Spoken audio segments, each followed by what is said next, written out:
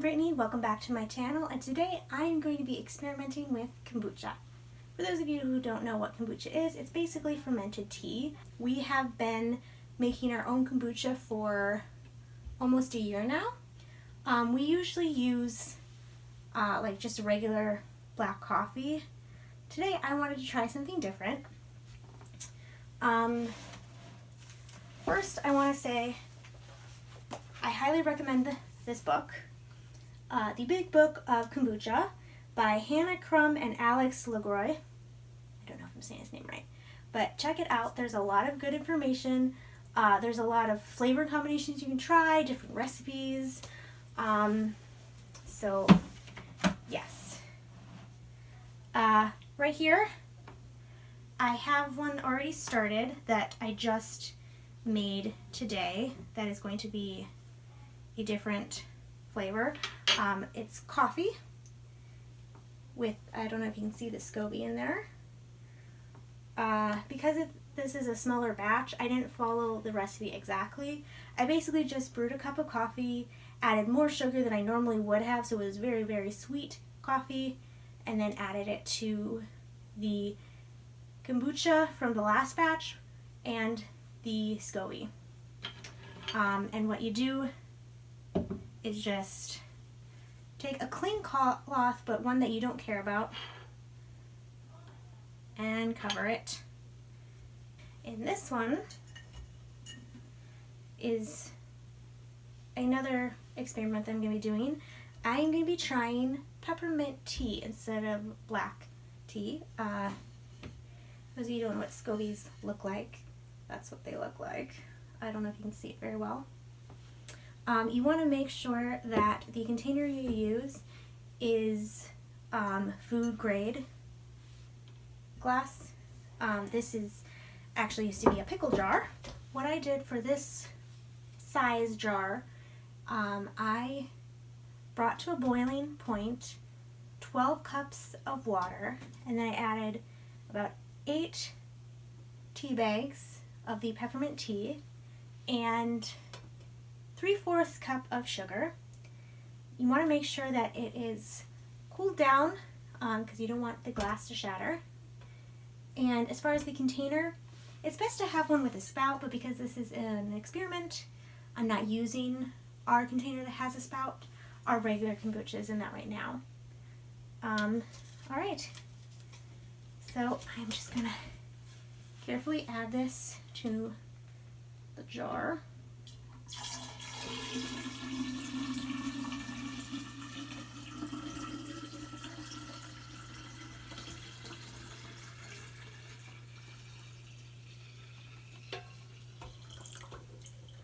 Cover with cloth and seal. You want to make sure that this doesn't ferment in direct sunlight. So I'm just going to put it off to the side, and then we'll get on to our next experiment. Also, you want to make sure that it's in a place where you don't have to keep moving it, especially if you're using a new SCOBY, because movement is actually bad for the forming of the new SCOBY. Alright, another way to flavor the kombucha is the second fermentation. This one I just harvested from our last batch of kombucha. You can use juice, citruses, and anything else really you want to. I'm just going to be using juice.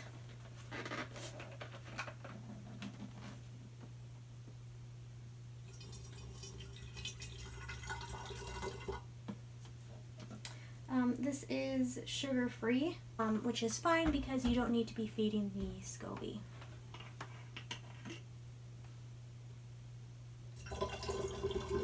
Sometimes there can be a little residue from the SCOBY. That's fine, you can just filter it out.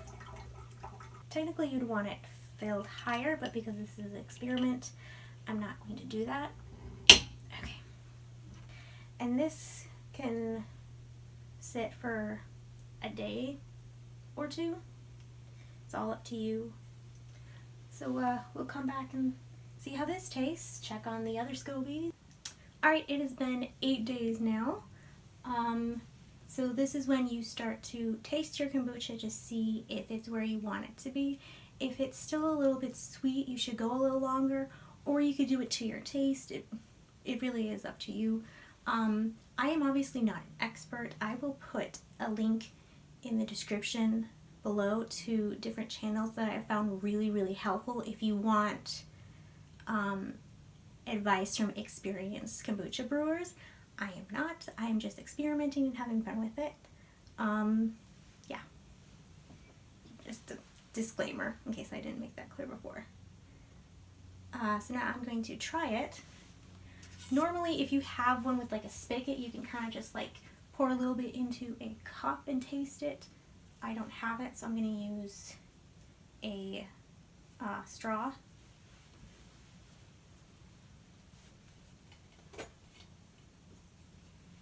Kind of just. That is a good sign. If you have a SCOBY starting to grow on the top, that means it's brewing right.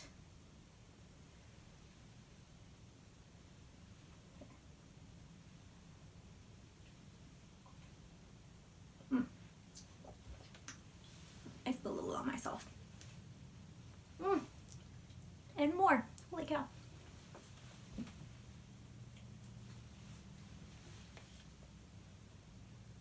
It's still a little too sweet, so I'm going to let it brew a little longer. I'm going to do the next one. I'll try to bring this one close so you can see it. I don't know if because I can't see right now. My glasses on. There is a nice thin layer of SCOBY forming on the top, which is a good sign. So I'm just going to stick it down. Okay.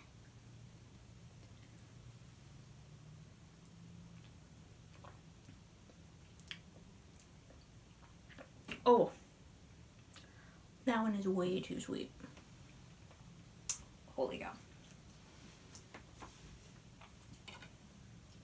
Okay, so this one is definitely not ready either. I don't know if you can see that. That is the SCOBY that I formed in there.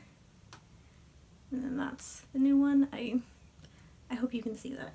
I also labeled the date that I brewed it, so it's easier to keep track. This one, I meant to do it the next day, but I didn't. If you look, you can see a new SCOBY is actually kind of forming in there, because there was a piece from the old one. Since it's in the flavoring, you can't add it back in and re-brew it. That's not apparently good. I also made a mistake with this one. I used sugar-free diet juice. To do it right, you want like organic juice, so it has the natural sugars, because what it does is there is active yeast in the kombucha that feeds off of the sugar, which helps it ferment a little longer, and it helps with decarbonation. I think I mentioned this before too, so I knew this was it wasn't going to be too fuzzy, or fuzzy. It wasn't going to be too fizzy, because in order for it to get fizzy, you want as little air in here as possible. So this is way too much. You would want it to be about here or here for that. Again, I'm not too familiar with this part, because what we normally do is we just take it out of the first fermentation and put it directly in the fridge, because my mom doesn't like it too fizzy. That part always freaks me out. Okay, so I'm just gonna taste this. Oh wait, I have this.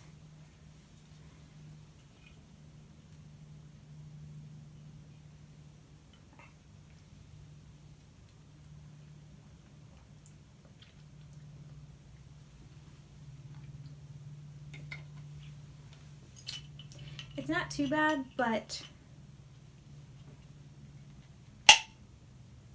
because I used the kind of juice that doesn't have sugar, it mostly tastes like, have you ever left juice out for a couple days by accident and then took a drink of it without realizing it? That's more of the taste I'm getting. So this was a failure. But I am definitely looking forward to putting this in here and filling it up all the way to see if I can get it to carbonate more. I'm going to try to get this label off too, because it's actually kind of annoying that I can't see in the bottle. If you look on the bottom, see all that? That is the yeast that's getting used up, and it falls to the bottom as sediment. Yeah, I hope you can see that SCOBY forming. This whole process is fascinating, which is why I'm enjoying experimenting with it. So I think I'm gonna give this another couple days. It suggests in the recipe that you brew it for 1 to 2 weeks, so like 7 to 14 days. We have one going downstairs that is a continuous brew. I think that's the term that they use, where it has a spigot. So basically what you do is you drain it out of the bottom, leave the SCOBY in there, and then fill it up again. Whereas with this is a batch brew. So you would take the SCOBY out, fill it up with the new, like we did, where kind of a thing. I will put this in the fridge and it's ready to drink. Hopefully when it's cooled down it will lose some of that taste. If not, I'll probably just chuck it as a failed experiment. And then clean it and get it ready for the bottling of the next brew. I've done more research, and based on that research, I probably should have done this before this, but I was impatient and I wanted to try it. I found that if you take like all natural juice, or if you take maybe, say, like if you have fruit, you cut it up, you kind of mash it up, you put it in the bottle, and then you pour the kombucha in it and let it sit, it works best that way. So for the next experiment that I do, I'm going to try something like that. We have some kombucha from our last brew that we haven't drank yet, so it was in the fridge. What that does is it just stops the fermentation process. If you take it out and it cools, or if it goes to room temperature, it will continue to ferment. So I may take a little bit of that and do some more experiments. I want to try some other flavors, so I'll need to get other teas and stuff to try that. I don't know if I'll do that in this video, we'll see, but yeah, so that's the update. It has been 2 weeks now. The kombucha is ready. I just washed my hands so they're perfectly clean. I have a bowl, and what you do is you gently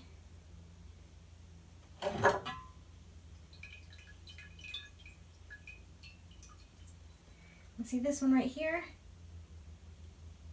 This is the new kombucha that just formed. With every batch you do, a new one forms. Honestly, I think that this process is so fascinating. Okay. Now, I forgot to grab a spoon, but I'm just going to quick stir it.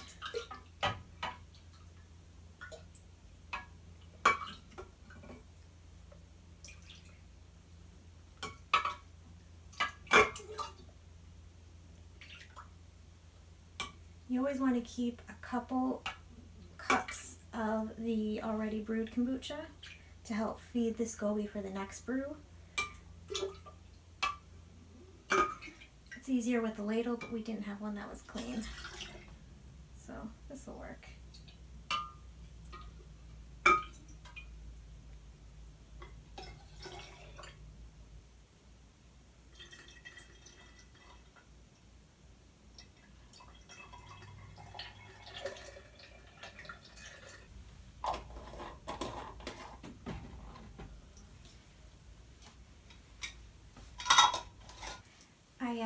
I ran out of jars. I can go grab more.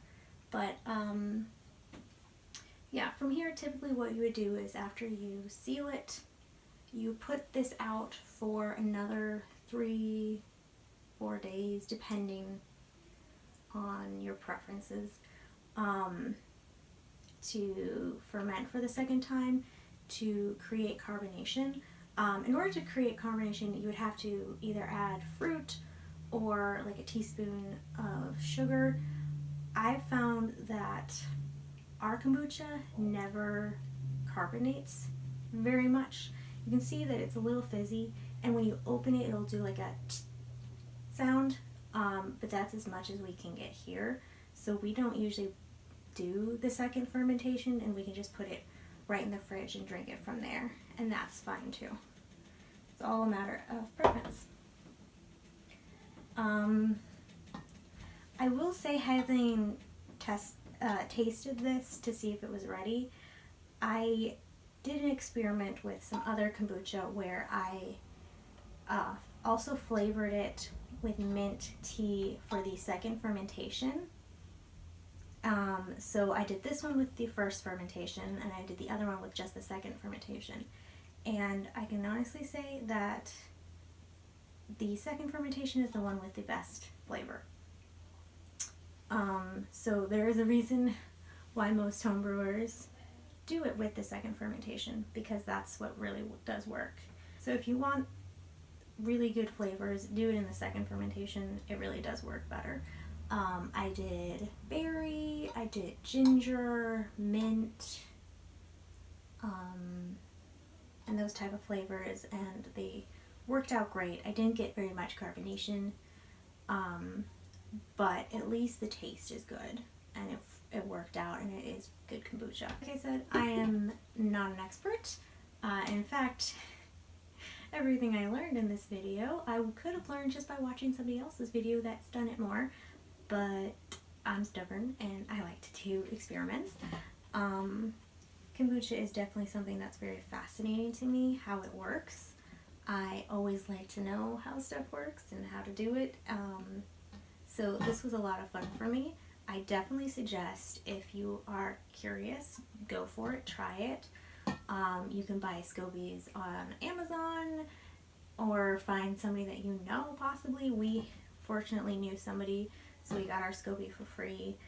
Another difference I will note between using primarily the black tea versus I used the peppermint tea, which is more of like a green tea. It works and it's fine and it's still good kombucha, but I would say this, if you look, this is, the coloring is a lot lighter. The flavor is also a lot lighter. It's not as of a robust flavor. So green tea does work. I think I prefer the black tea, and I'll probably continue using the black tea for our personal kombucha. Our personal kombucha, because we sell it. So yeah, I would say that the flavor for this is a lot lighter than the kombucha we brew with the black tea. So I guess it's all a matter of taste preference. If you don't want it to be overly flavorful, I would suggest using the green tea. There are lists of teas that you should and should not use for the first fermentation.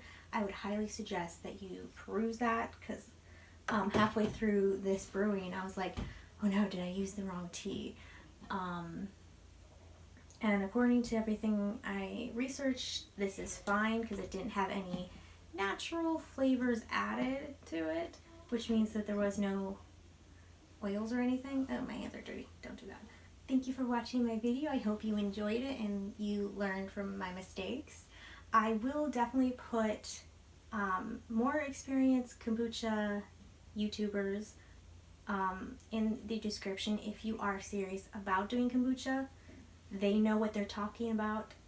I don't. They know more than I do. This was just me having fun experimenting.